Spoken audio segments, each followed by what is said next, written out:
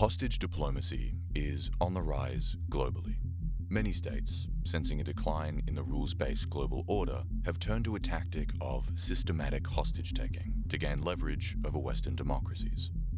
Over the last 20 years, Iran have shifted their hostage-taking practices from an opportunistic, responsive tactic to a more strategic approach, keeping foreign and dual nationals under arbitrary arrest with no hope of release, except by ransom. In the context of Iran's ongoing human rights abuses, this three-part series focuses on the case of one academic, Swedish-Iranian Dr Ahmadreza Djalali.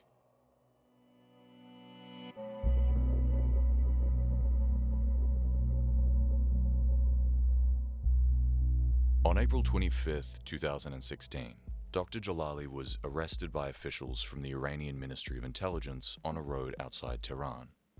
They did not present a warrant or inform him of the reasons for his arrest. 7 years, 4 months, and 22 days later, Dr. Ahmadreza Djalali is still arbitrarily detained by the Iranian government.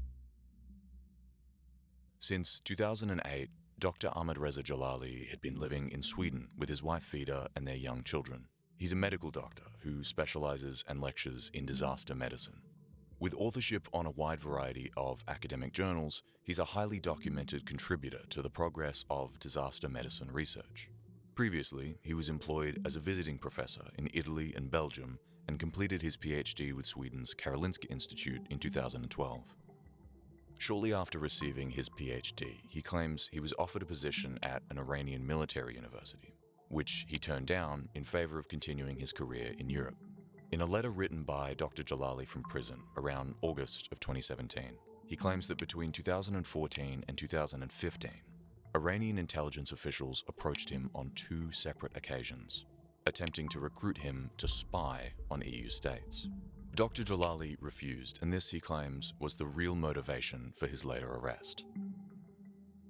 In 2016, he was invited by Shiraz University and the University of Tehran to visit Iran on an academic trip. He had planned to stay in the country for only 2 weeks to attend a number of workshops on disaster medicine. But 3 days before his expected departure, Dr. Djalali was arrested by intelligence officials whilst traveling by car from Tehran to Karaj. Initially, intelligence officials refused to explain why he'd been arrested, provided no warrant, and for 7 months denied him legal counsel. Over time, interrogators revealed their narrative. They were accusing him of spying for Israel. Dr. Djalali continues to deny this accusation, which has been levied without evidence throughout his incarceration. 1 week after his arrest, Ahmadreza Djalali was transferred for the first time to Ward 209 of Tehran's notorious Evin prison. He would spend the following 3 months in complete solitary confinement. Next week, we discuss Dr. Djalali's trial and conditions inside Evin prison.